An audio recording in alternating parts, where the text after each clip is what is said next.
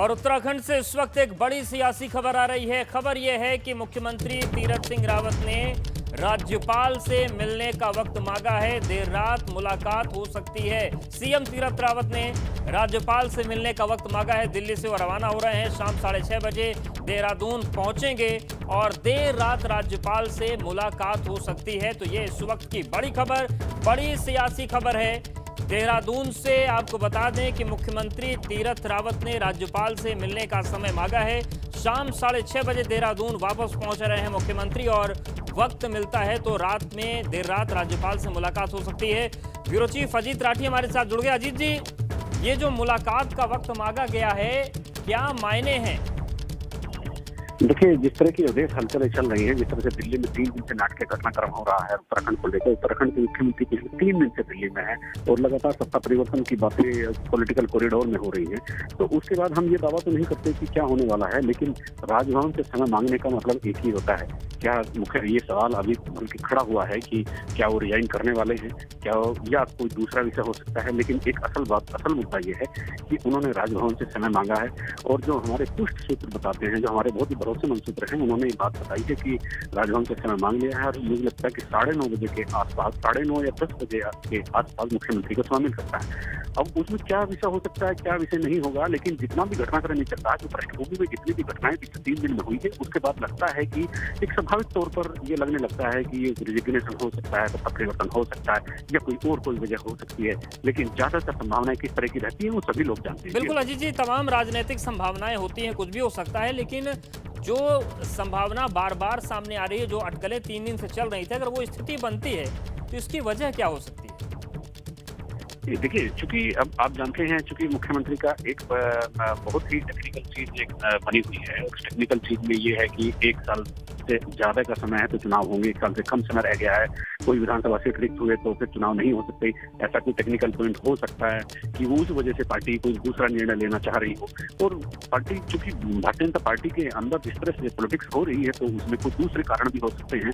लेकिन फिलहाल सतही तौर पर मैं एज ए जर्नलिस्ट मैं जिस कारण को देख पा रहा हूँ, तो वो कारण वही है कि जो एक संवैधानिक अड़चन आई हुई है, जो पीपल रिप्रेजेंटेटिव एक्ट 1951 है, उसमें जो धारा 151A में जो साफ साफ उल्लेख किया गया है कि 1 साल से अगर कम समय है, अगर कोई सीट विधानसभा की रिक्त होती है तो उसका फिर चुनाव नहीं कराया जा सकता। तो ऐसा एक पूरे बड़े आसक्त में अगर हम देखते हैं तो हमें ऐसा लगता है कि अगर ये चुनाव नहीं होंगे, अगर ये चुनाव नहीं होगा, क्योंकि महाराष्ट्र में आपको याद होगा कि संदीप सत्यजीत राव सरोड़े बनाम election commission of India Bombay high court का 2019 का एक आदेश है और उसमें उन्होंने जब 1 साल से कम समय था तो इलेक्शन कमीशन ने जब कार्यक्रम जारी किया तो उन्होंने उस कार्यक्रम को रद्द कर दिया था बॉम्बे हाईकोर्ट में। तो ऐसी संभावना, इस तरह की आशंकाएं यहाँ पर हो रही हैं। तो यही सब चीजें जो पृष्ठभूमि में पूरे घटनाएं घटित हो रही है, तो उसी की वजह से आज राजभवन में मुलाकात होनी है। और राजभवन देर रात हो सकती है, 9:30 बजे भी हो सकती है, 10:30 बजे भी हो सकती है, ऐसा जानकारी मिल रही है। जी अभी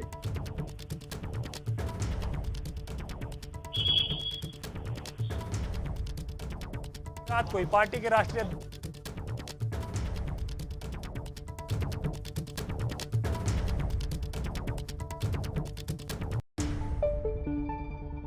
उत्तराखंड के मुख्यमंत्री 3 दिवसीय दिल्ली दौरे के बाद आज वापस देहरादून जा रहे हैं। तस्वीरें आप देख सकते हैं, मुख्यमंत्री यहां से अब निकल रहे हैं। बुधवार को मुख्यमंत्री दिल्ली पहुंचे थे, 1:30 बजे वो दिल्ली एयरपोर्ट पर लैंड किए थे, उसके बाद उत्तराखंड सदन पहुंचे थे और बुधवार की रात को ही पार्टी के राष्ट्रीय अध्यक्ष जेपी नड्डा और गृह मंत्री अमित शाह के साथ मुलाकात की थी। जिसके बाद बीते कल वो सारा दिन अपने कावेरी स्थित अपार्टमेंट में रहे।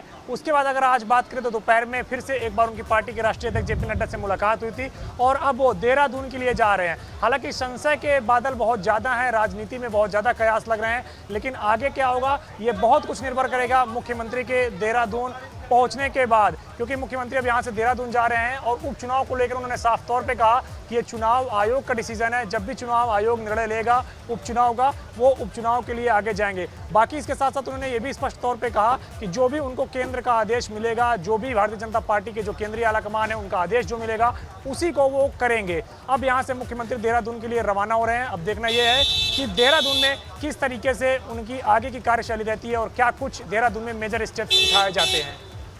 कमिश्नर वीरपाल के साथ अविनाश तिवारी, एबीपी गंगा, दिल्ली।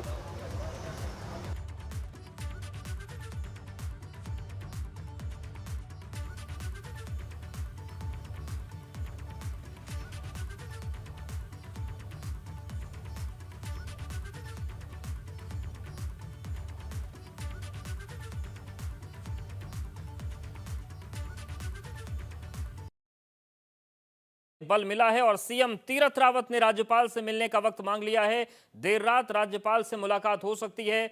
दिल्ली से देहरादून के लिए मुख्यमंत्री तीरथ रावत रवाना हो चुके हैं और शाम 6:30 बजे पहुंच जाएंगे वो देहरादून लगभग। और आज ही देर रात राज्यपाल से उनकी मुलाकात हो सकती है। मुख्यमंत्री तीरथ रावत ने राज्यपाल से मिलने का वक्त मांगा है।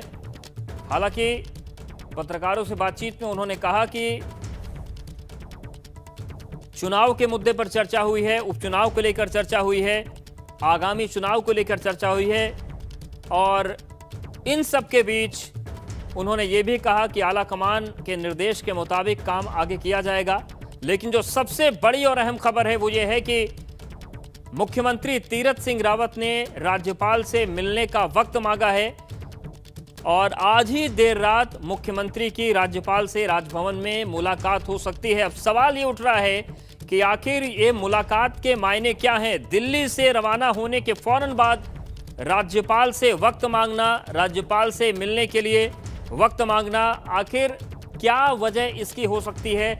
इसको तमाम जो सियासी पंडित हैं वो उस बारे में बातचीत करें। अविनाश हमारे साथ जुड़ गए। अविनाश, खबर ये आ रही है कि राज्यपाल से मिलने का वक्त मांगा है तीरथ सिंह रावत ने। सब कुछ ठीक चल रहा है क्या उत्तराखंड बीजेपी में?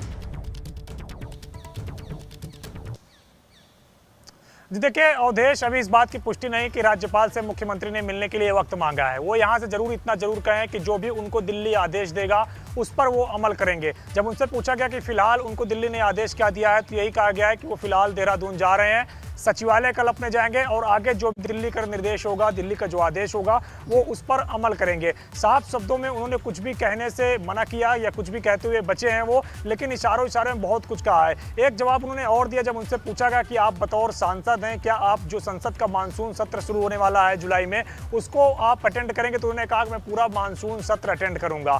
अब ये राजनीति में चूंकि इस तरीके की बयानबाजी उन्होंने की है और दिल्ली पर सब कुछ छोड़ दिया है। उन्होंने कहा है कि जो भी दिल्ली में केंद्रीय आला कमान का आदेश होगा वो उसको पूरा करेंगे। उसी को करने के लिए सभी पार्टी के कार्यकर्ता समर्पित हैं। पार्टी के एक कार्यकर्ता जो भी भारतीय जनता पार्टी के आला कमान का आदेश होता है उसको करता है। तो मेरे लिए भी जो आदेश होगा मैं वो करूंगा। बिल्कुल, लेकिन अविनाश ये तो औपचारिक बातें हो गई, सधी हुई बातें हो गई, डिप्लोमेटिक बातें हो गई कि जो पत्रकारों ने पूछा उसका जवाब मुख्यमंत्री ने दिया। लेकिन अंदर खाने से खबरें क्या आ रही हैं? क्या चल रहा है पार्टी के भीतर? जी देखिए, अगर बात की जाए तो अंदर खाने से जो हमको खबरें मिल रही है कि मुख्यमंत्री तीरथ सिंह रावत अभी फिलहाल बरकरार रहेंगे मुख्यमंत्री पद पर, लेकिन आगे निर्णय केंद्रीय आला कमान करेगा। क्योंकि जिस तरीके से उपचुनाव का मसला है, अगर तीरथ सिंह रावत रिप्लेस होते हैं तो उनकी जगह बिल्कुल, और देखने वाली बात होगी कि जब वो देहरादून पहुंचेंगे तो फिर किस तरीके की रणनीति आगे रहती है। शुक्रिया आपका अविनाश, और अब रुक करते हैं खबरें ताबड़तोड़।